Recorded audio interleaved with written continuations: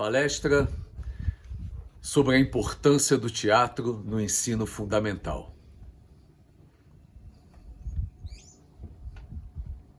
Esse encontro é para falar com você, professor, diretor, coordenador, servente, porteiro, pais e alunos envolvidos naquele que chamamos ensino fundamental. E antes de começar, eu preciso deixar claro que não há aqui nenhuma pretensão de apontar o certo ou uma verdade absoluta, mas levantar alguns pontos que considero podem ajudar a orientar, dar uma direção às reflexões necessárias para o trabalho e esforço de todos. Para alcançarmos aquilo que todos nós desejamos. A formação de um conjunto de indivíduos instrumentalizados para uma vida mais saudável, mais alegre e bela.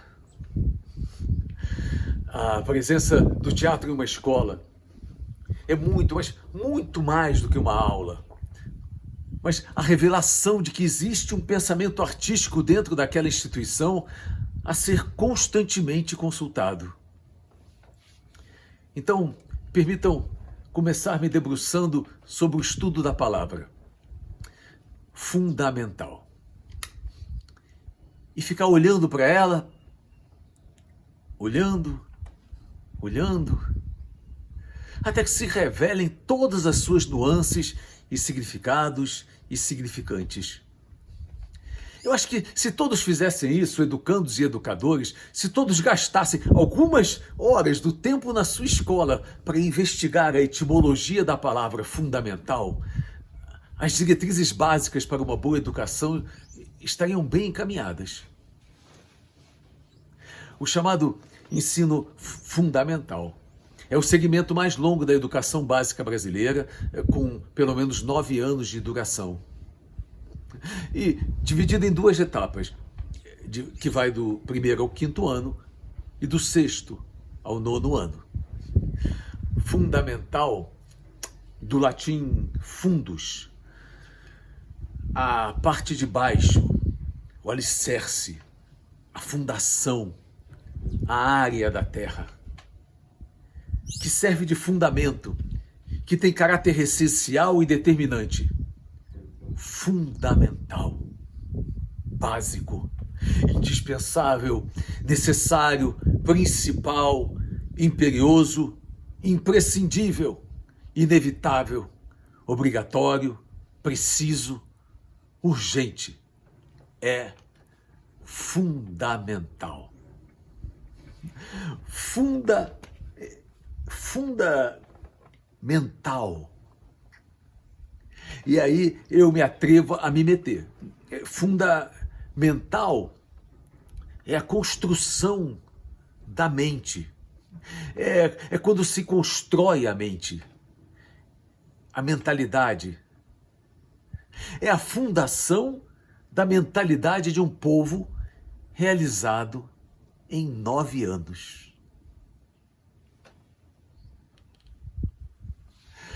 Convoque uma reunião, um encontro, no auditório, no teatro, em volta da fogueira, no pátio da sua escola, para degustar, estudar, observar, amar e dissecar a palavra.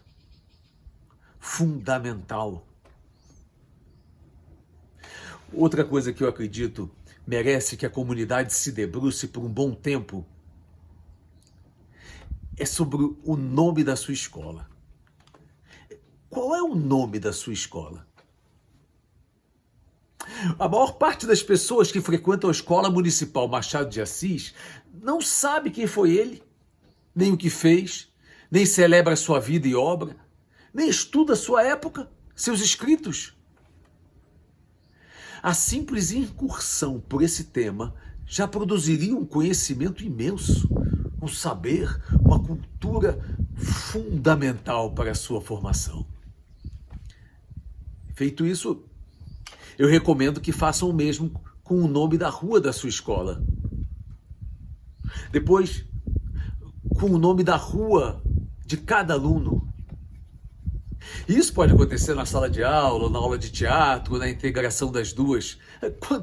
Quantas aulas de teatro podem ser inspiradas Quanto de conhecimento pode derivar de uma escola que se chama Juscelino Kubitschek? Ou mesmo Shakespeare? Ou ainda, você, professor, pode se debruçar sobre a origem do nome de cada aluno. Uma viagem extraordinária que vale a vida e muitas histórias a se contar e representar. O nome, o significado, a etimologia do nome de cada aluno. Nossa! Pausa para contar duas historinhas. A primeira parte de uma experiência que eu vivi e que me tem guiado a vida. Uma vez eu estava andando numa praia deserta, quando olhando as ondas que iam e vinham, me veio a pergunta: qual o sentido da vida? Inspirei, expirei e me veio a resposta: compartilhar a dúvida.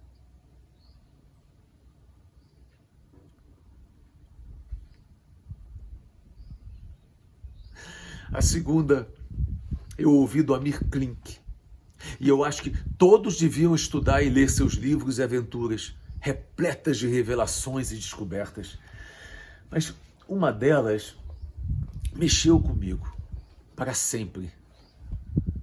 Quando o Amir estava construindo um barco que pudesse dar conta de atravessar o Atlântico, das tempestades e calmarias, das chuvas e dias de sol, enfim, ele precisava de um barco que pudesse resistir e não virar.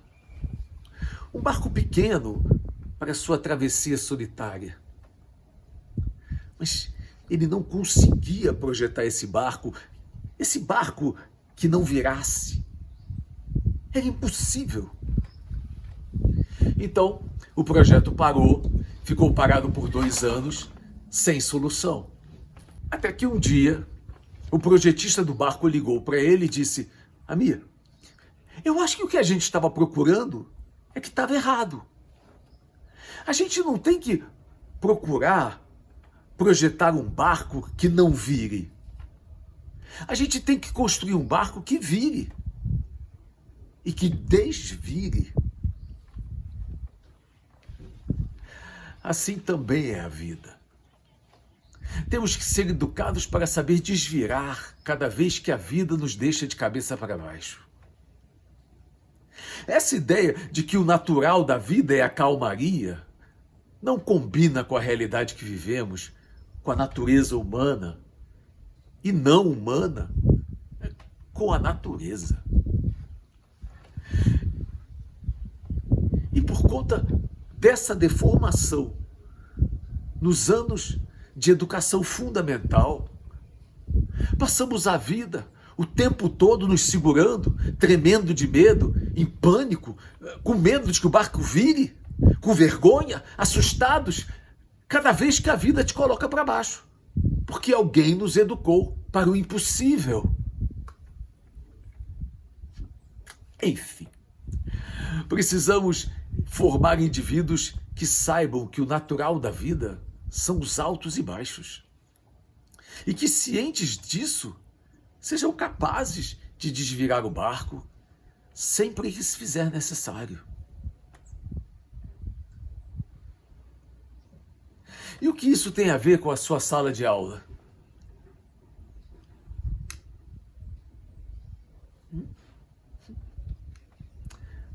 Tudo.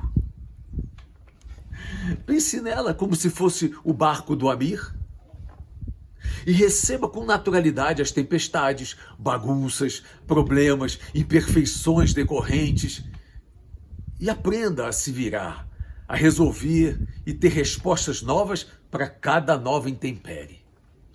Não reprima a sua sala. Autoridade não tem nada a ver com autoritarismo. Autoridade, quem te dá é o outro. Autoritarismo é você que impõe ao outro. Uma sala com 20 crianças ou jovens, ordeira e silenciosa, denota que há algo de muito errado acontecendo ali.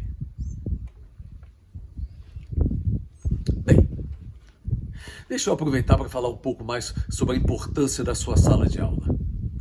De usar a sua sala de aula para produzir artistas. Não só artistas para o teatro, mas para toda e qualquer profissão, para qualquer serviço. E atenção, muita atenção para o espaço físico da sua sala de aula. Fundamental que a sua sala seja bem iluminada e confortável. Um lugar que todos gostem de estar e de ir. Aconchegante e agradável. É muito bom de estar. Eu sei que isso é difícil, devido às precárias condições físicas a que a maioria das pessoas, a maioria das escolas está submetida. Mas dá para dar uma arrumadinha junto com os alunos. Um tapete velho, uma luminária torta, uma escada antiga, uma poltrona. Estimular a decoração do espaço da sua sala pode ser um importante meio de arrumar a sua casa interna e externa e daquelas pessoinhas que ali frequentam. E manter o espaço sempre limpo, arejado, com boa acústica. E até colocar nas paredes fotos de artistas, ícones, ou que passaram por ali, por aquele espaço. E eu acho que isso tem que partir do professor, que tem que ser artista. Tem que ser. Tem que educar com arte. Tem que gostar do que faz. Tem que estar ali por vocação e talento, e não de olho apenas no contra-cheque no final do mês, ou porque não arrumou outra coisa melhor para fazer. Imagine que seu professor pode estar ali naquela sala por anos, décadas, muitas vezes uma vida inteira, tirando o lugar de alguém vocacionado e deixando de ocupar o lugar que está reservado para ele em algum outro lugar, numa outra profissão, para a qual, aí sim, ele tem o dom, e porque tem o dom, pode verdadeiramente contribuir para a evolução do próximo. Todos nós temos o dom para algum servir, e não devemos deixar nunca de procurar esse lugar, de servir ao mundo com excelência, um serviço onde amamos estar e onde podemos com liberdade colocar nossa arte a serviço do outro e assim fazer a diferença.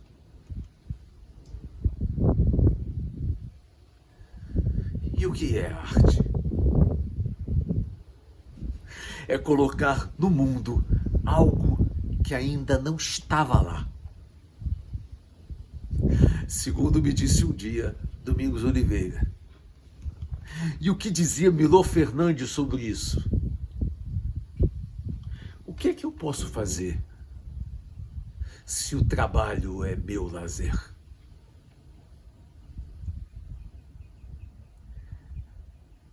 Eu gosto muito da história do café com leite, da Dona Maria. Em alguma escola pública de alguma pequena cidade desse grande mundo, nesse momento, tem alguém fazendo o café com leite das crianças e servindo.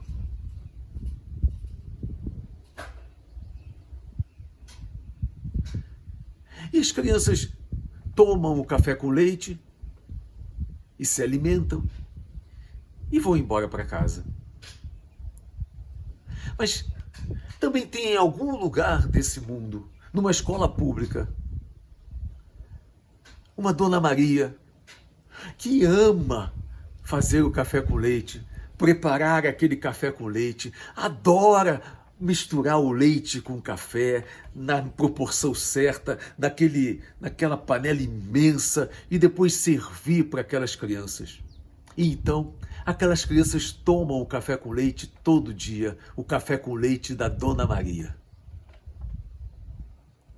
E anos depois, ao sair daquela escola, ou décadas depois, ou sei lá, aquelas crianças, já adultos, jamais esquecerão o café com leite preparado talentosamente pela Dona Maria.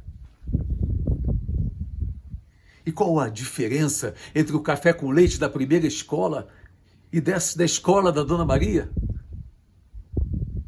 A Dona Maria, e o seu talento, e a sua vocação, e o seu desejo, e sua alegria, e sua emoção de preparar o café com leite todos os dias para aquelas crianças. E isso é que faz a diferença. Isso é que marca as pessoas, os seres humanos, que produz conhecimento e sentidos. Emily Dickinson dizia assim: sabe que para mim, cada um de vocês é um poema?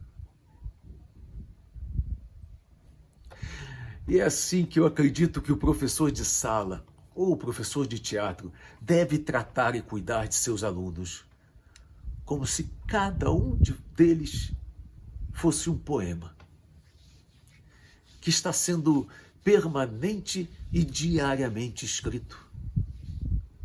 E trabalhar fundo para formar crianças criadoras e artistas. E você não deve esperar que a aula de teatro, ou de artes, ou de música, se tiver, faça para você, ou por você, professor de turma. Você mesmo pode e deve introduzir diariamente esse tom de alegria e de arte em tudo que você ensina.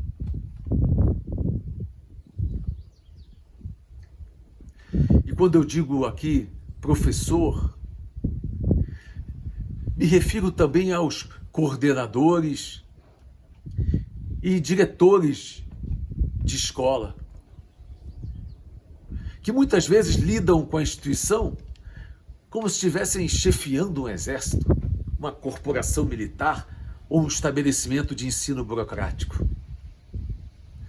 Fundamental pensar a escola como um espaço para a educação, para a fomentação de seres pensantes, um espaço de ebulição de perguntas e investigações, emoções e afetos compartilhados, curiosidades e questionamentos, um espaço iluminado que atraia para ele toda a sede de conhecimento da comunidade e seu entorno. Tem que abrir os corações. A mesa é para apoiar o caderno, a cadeira para sentar, a trave do pátio para delimitar o gol. Mas a mesa pode virar um barco, a cadeira pode virar um escudo, duas cadeiras, um carro, a trave com um pano pendurado em cima, um fundo para esconder os atores. Existe a realidade e existe a fantasia, a ficção, o espaço da imaginação, do si, de fabular, o que eu chamo de vida do outro lado da cortina. E existe vida do outro lado da cortina. E é preciso trabalhar para revelar com clareza para aquelas pessoinhas em formação a fundamental diferença entre o espaço da realidade e o espaço da ficção. E não temer a transgressão, a inversão, a subversão do real e daquilo que é estabelecido e norma. Não há movimento mais saudável do que aquele que brinca com o real. Como dizia Clarice Lispector, a salvação é pelo risco, sem o qual a vida não vale a pena. há uma enorme diferença na intenção. Você pode subir na mesa para criar, ou dizer algo para melhorar a vida do outro, para contar uma história, para fazer um discurso, para criar um palco, um palanque, a proa de um navio. Ou pode subir na mesa para quebrar a mesa. Qualquer ser humano com um mínimo de bom senso sabe distinguir a intenção que mora atrás do gesto. E a intenção é tudo.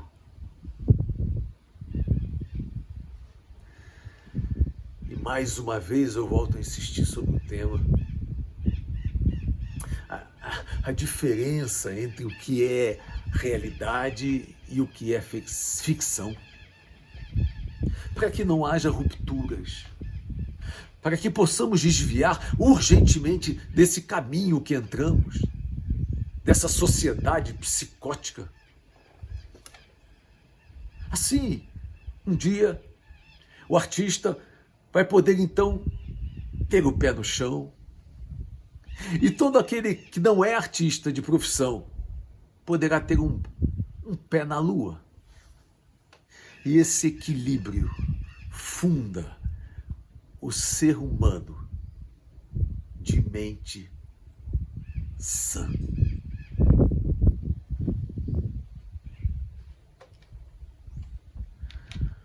Outro ponto que eu creio deve ser matéria desse tempo de fundamentação, de introdução do ser humano na cultura, e que ajudaria muito a manter a humanidade civilizada. É se o aluno, desde a educação fundamental, fosse chamado à responsabilidade sobre seu saber.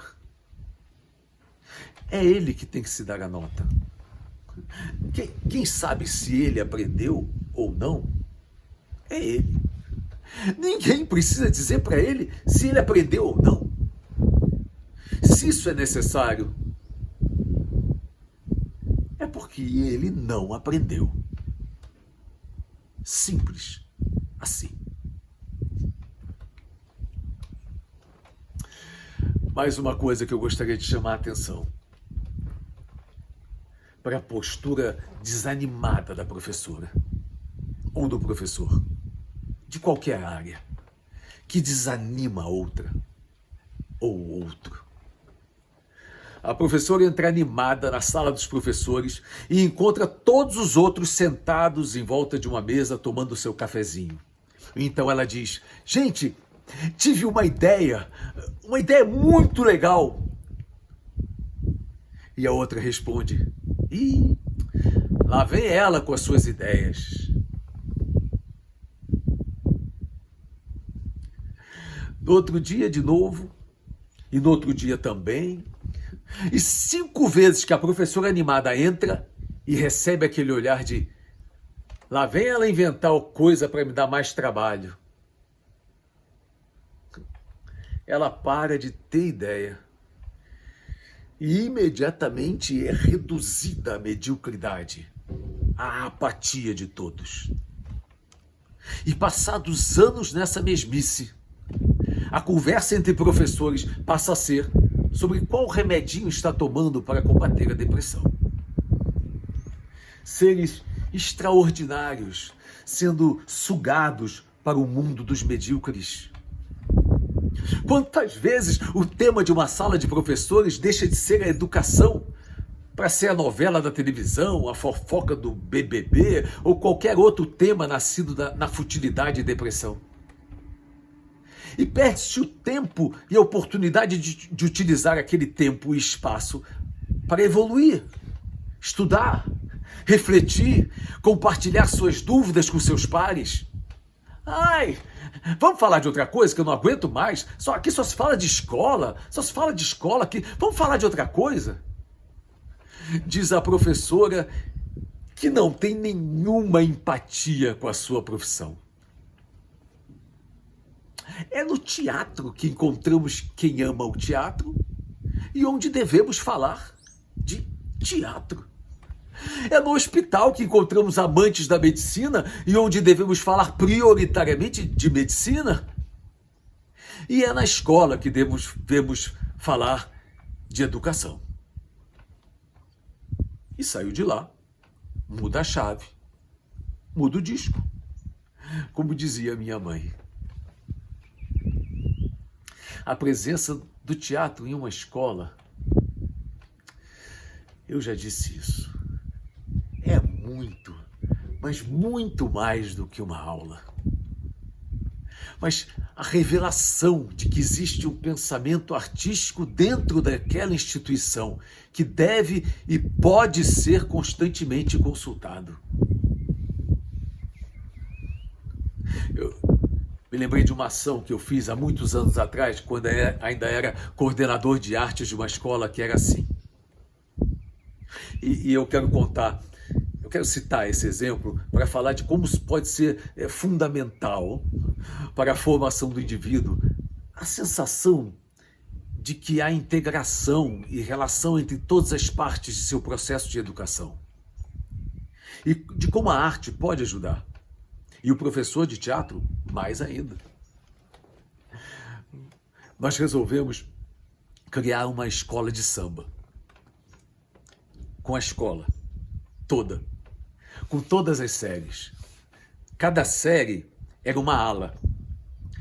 E o tema do desfile? O nome da escola.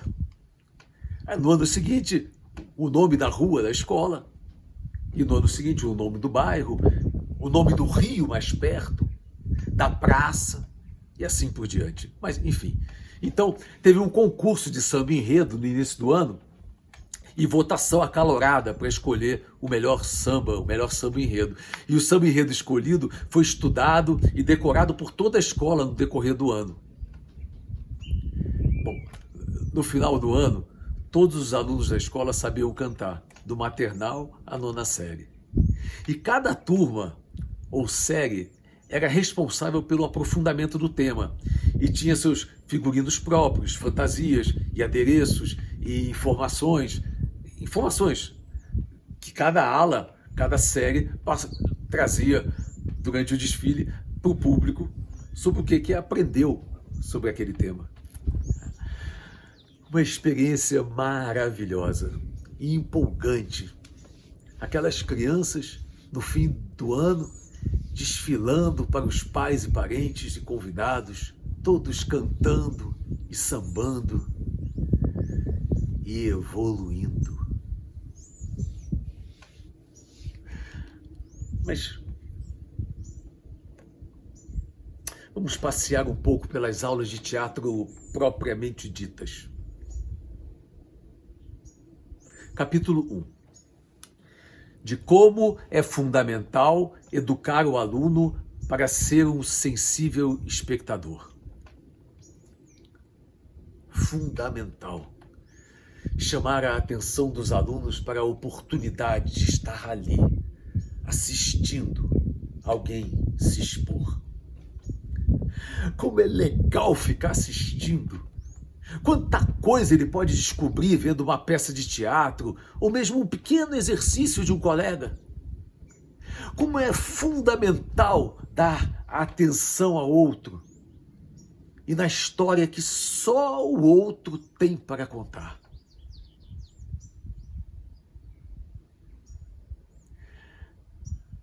Capítulo 2. O teatro não se resume ao ator. Fundamental deixar claro para seu aluno que ele pode escrever, fazer cenário, os figurinos, a música da peça, produzir o espetáculo, divulgar a peça na escola, para os pais, para a comunidade, fazer a luz. Às vezes, um profissional de iluminação pode surgir ali, naquele primeiro acender e apagar do interruptor da sala. Capítulo 3, sobre levar o pessoal para ver teatro no teatro. Isso é fundamental.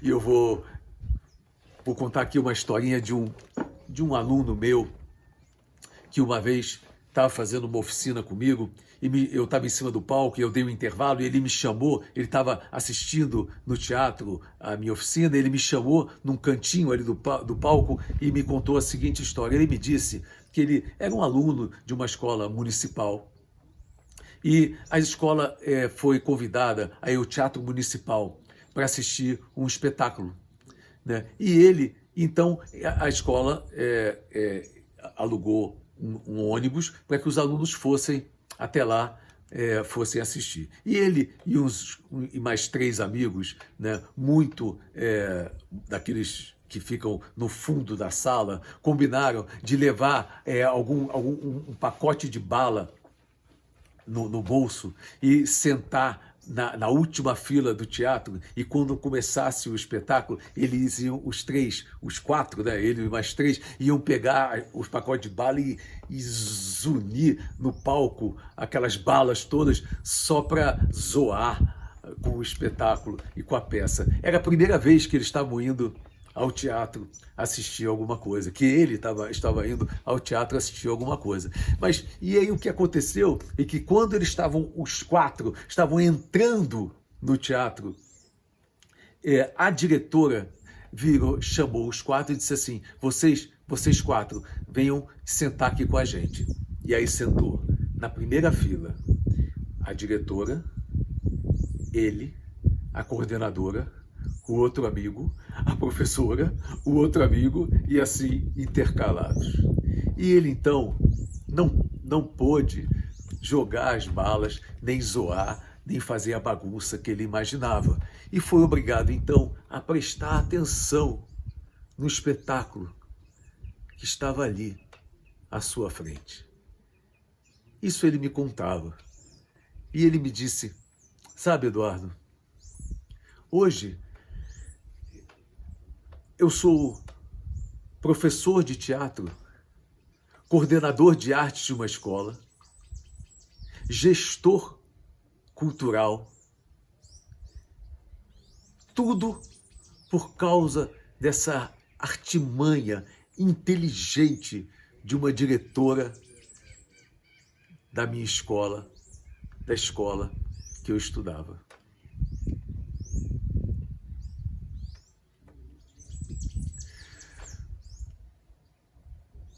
Eu devo admitir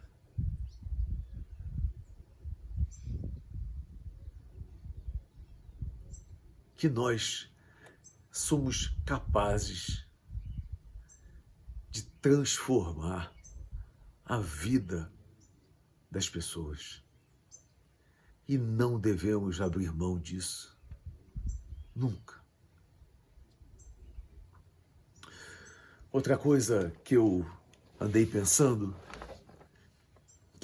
um pensamento que pode parecer polêmico, mas eu acho que teatro não se ensina.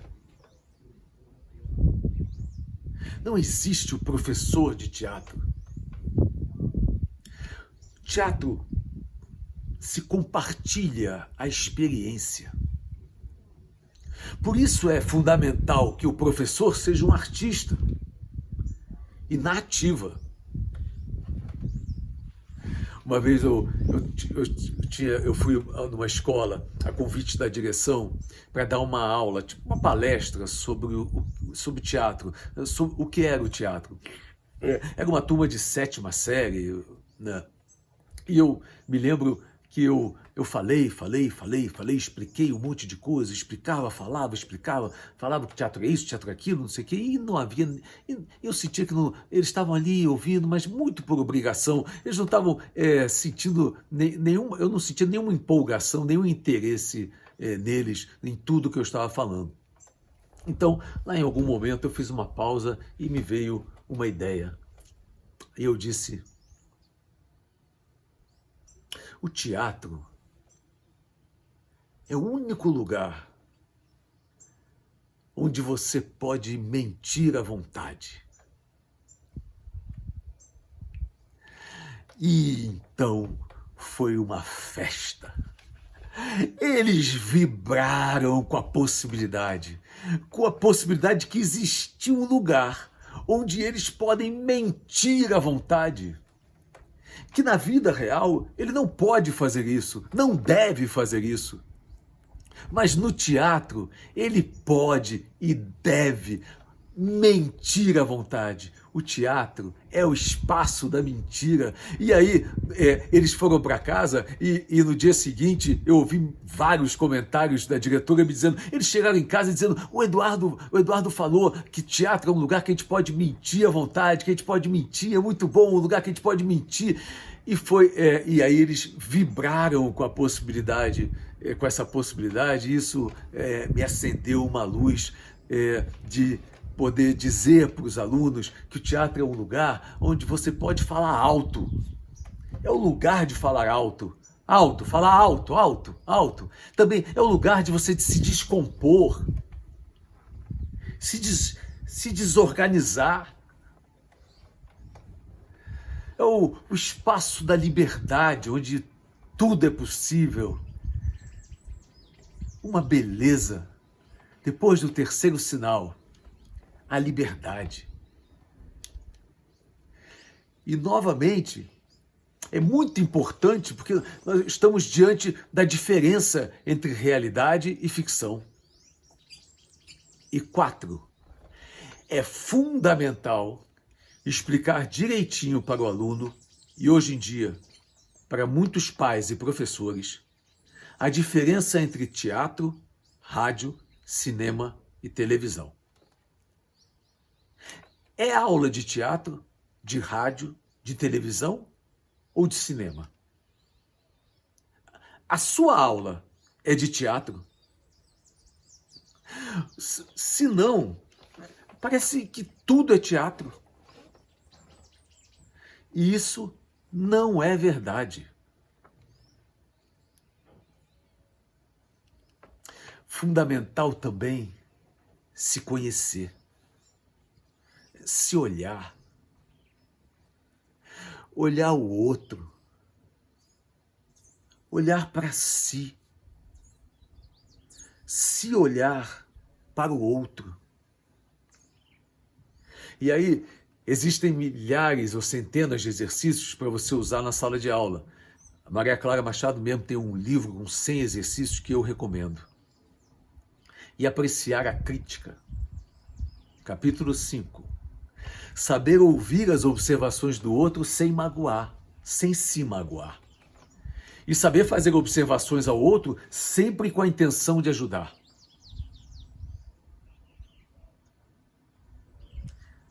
Me lembrei de algumas aulas práticas que eu criei quando dava aula de teatro para crianças. Uma delas, uma aula que fazia muito sucesso e que eu recomendo, é a aula da corrida. Você pede aos alunos para ficarem todos na parede e aí você diz, é uma corrida. Aí todos se preparam para a corrida, bota uma linha, né, na frente deles, eles colocam o pé na linha e se preparam para a corrida. E você diz 1, 2, e antes de dizer o 3, você diz, ganha quem chegar por último.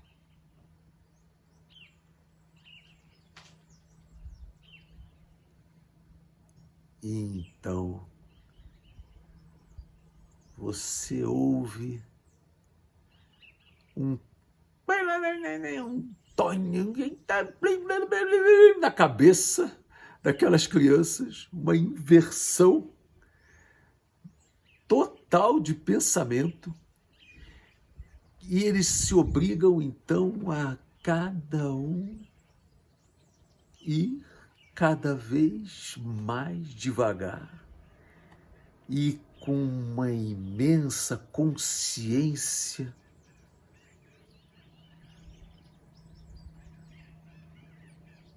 em cada movimento que ele vai fazendo e se percebendo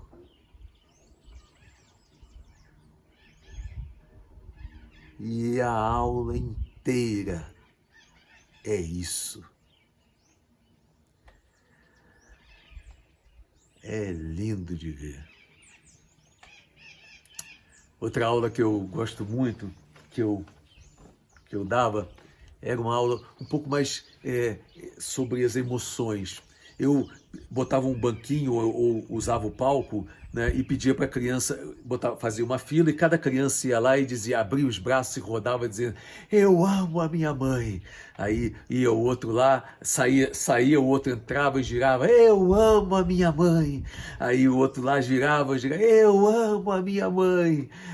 E aí, depois que ia todo mundo, quando voltava a fila, o primeiro da fila, ele entrava e eu dizia, agora você diz, eu odeio a minha mãe. E ele, eu odeio a minha mãe. Aí o segundo, eu odeio a minha mãe. Aí o terceiro, eu odeio a minha mãe. Era muito bom. A libertação afetiva que isso causava naquelas crianças, naqueles serizinhos, uma liberdade imensa que só o teatro proporciona.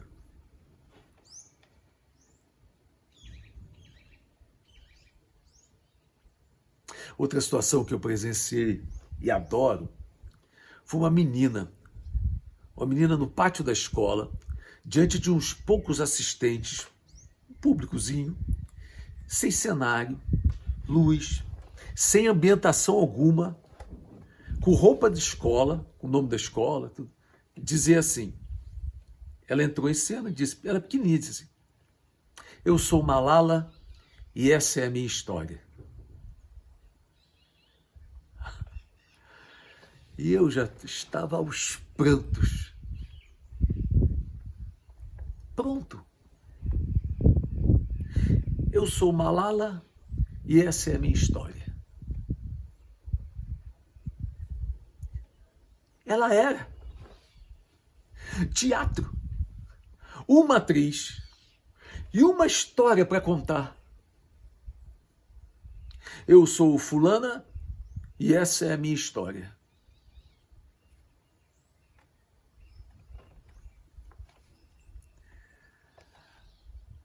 A presença do teatro em uma escola. Eu já disse isso? É muito, mas muito mais do que uma aula.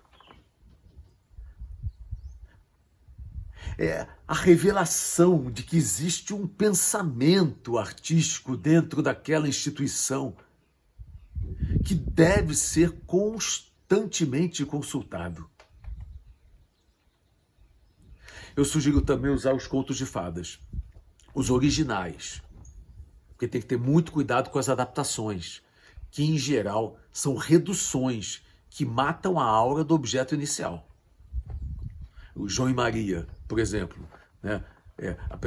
O original da história do João e Maria, da lenda, da mitologia, dos signos e símbolos que tem dentro daquela história, é a mãe e o pai que abandonam as crianças.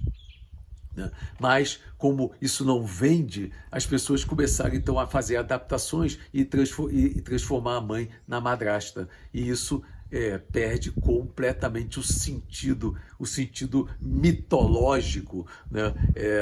Quem estiver interessado pode buscar isso. Tem um livro maravilhoso sobre esse assunto chamado A Psicanálise dos Contos de Fadas, do Bruno Bettelheim. Um livro definitivo que vai aprofundar essa ideia e a importância dos contos de fadas e deles serem passados para os alunos no original. Porque ali dentro tem símbolos que a gente nem consegue às vezes alcançar. Então, e quando fazem as adaptações, são reduções, reduzem essa capacidade de projeção que a criança tem em relação àquele conto de fadas. Aquele conto de fadas. Porque ficam tentando achar que achar que o conto de fadas, que a ficção tem que ter verossimilhança, tem que se relacionar com a realidade. Então, não pode ser a mãe no conto de fadas por causa da mãe verdadeira daquela criança que se sente atingida quando a mãe do conto de fadas abandona a criança na floresta. Então, uma tentativa de correlacionar a ficção com a realidade, ou seja, uma tentativa inoperante, inócua, em vão.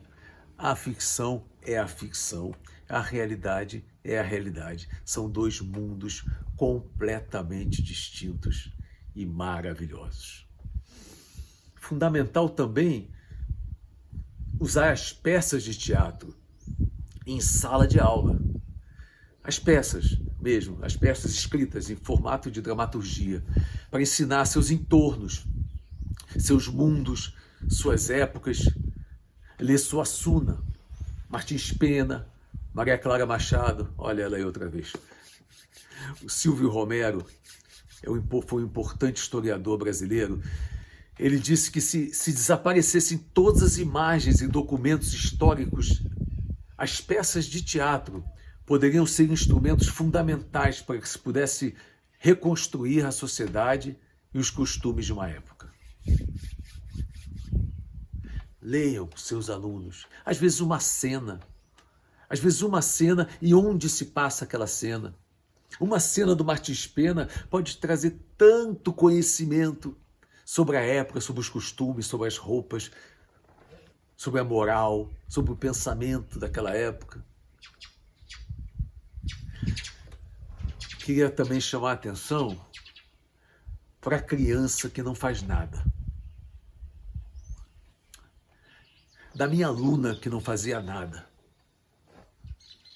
Uma vez, ainda na Casa de Cultura Laura Alvim, em Ipanema, no Rio de Janeiro, eu estava chegando para dar uma aula, quando eu fui interceptado na entrada por uma dezena de alunas. Elas diziam: Eduardo, você tem que tirar aquela menina, não pode deixar mais ela fazer a aula. Tem que tirar, tem que pedir para ela sair. Ela não faz nada, ela fica o tempo inteiro parada, a gente fica fazendo a aula, se esforçando e fazendo, e ela ali parada, ela não faz nada. E você tem que tirar ela. E eu, naturalmente, não tirei. Mas o resultado dessa história é que 10 anos depois, aquela menina que não fazia nada, que só observava, silenciosa, que parecia que não estava aproveitando aquela aula, era a única que era atriz.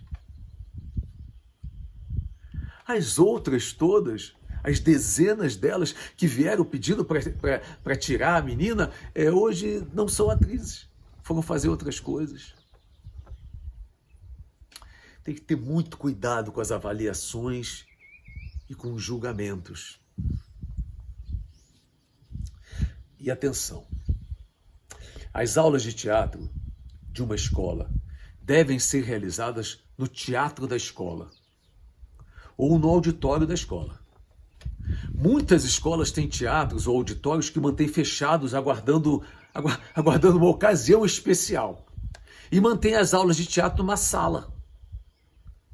Isso é um erro fundamental.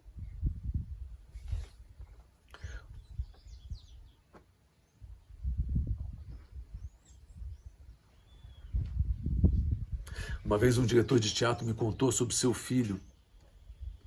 Uma história que vale a pena contar.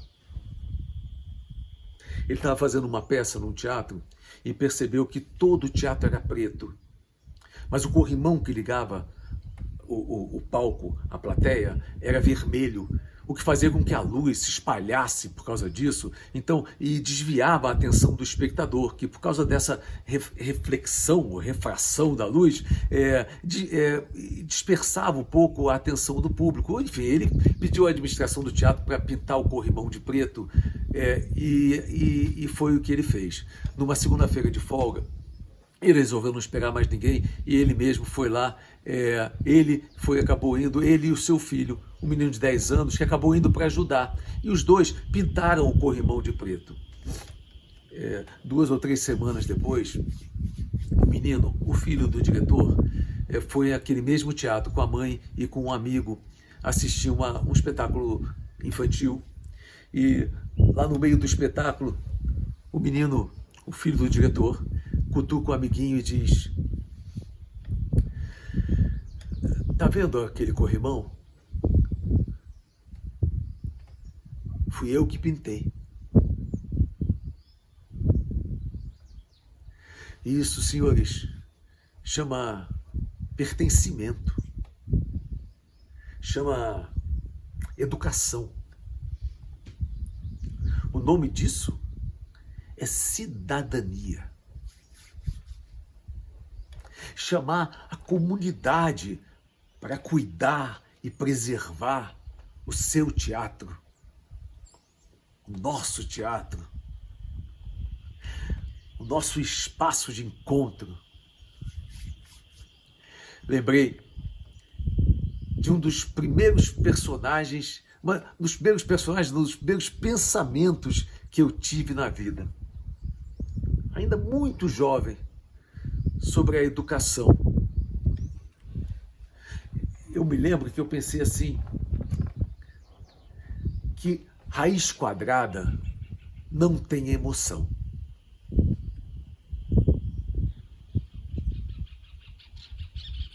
Mais lembranças educativas. Quando eu era pequeno, eu adorava ficar gritando atrás da cortina.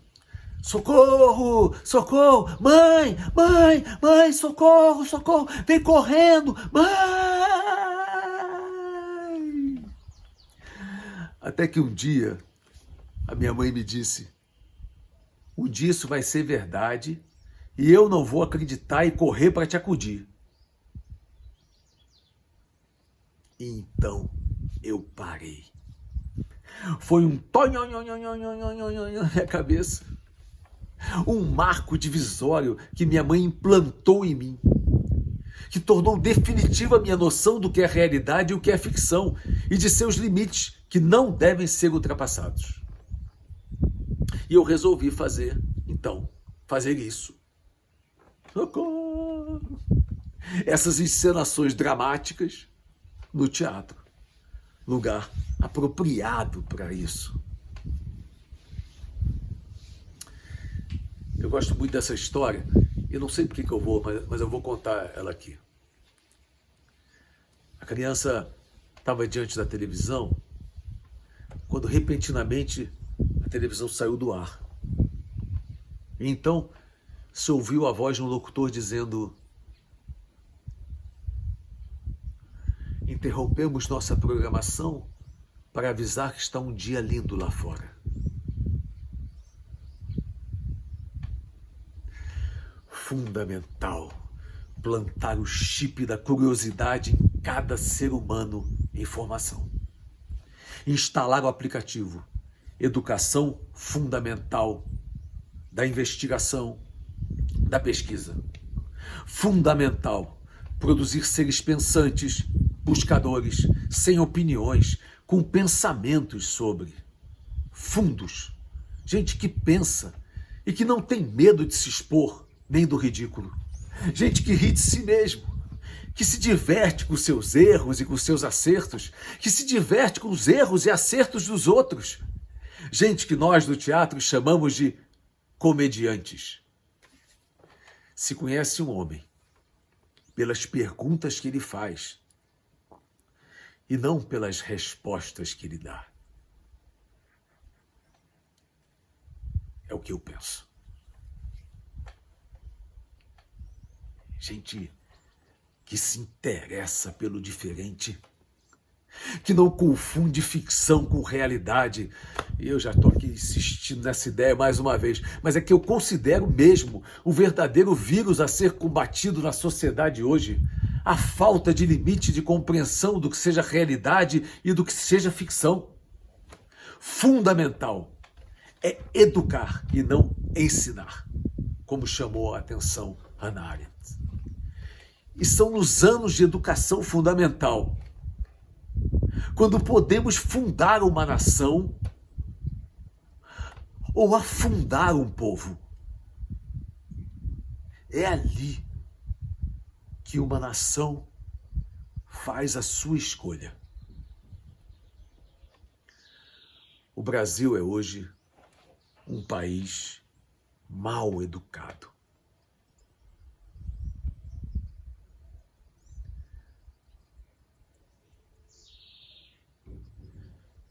Extremamente mal educado.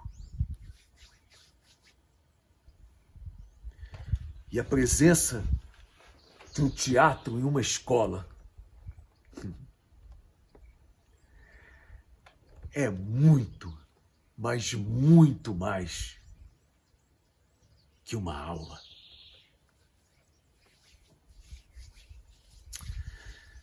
Essas são algumas das ações que eu considero fundamentais para fundar, para a fundação, para construir um povo sólido, civilizado, ético e bem educado. Fundamentar. Um povo fundamentado, que tem fundamento, capaz de aprofundar. É fundamental. Educar os sentidos, aprender a apreciar os outros, seres vivos e fenômenos da natureza, e aprender a olhar a chuva. Aprender, como disse Milor, novamente Milor Fernandes, o papa do humor. Aprender que entre um pingo e outro, a chuva não molha.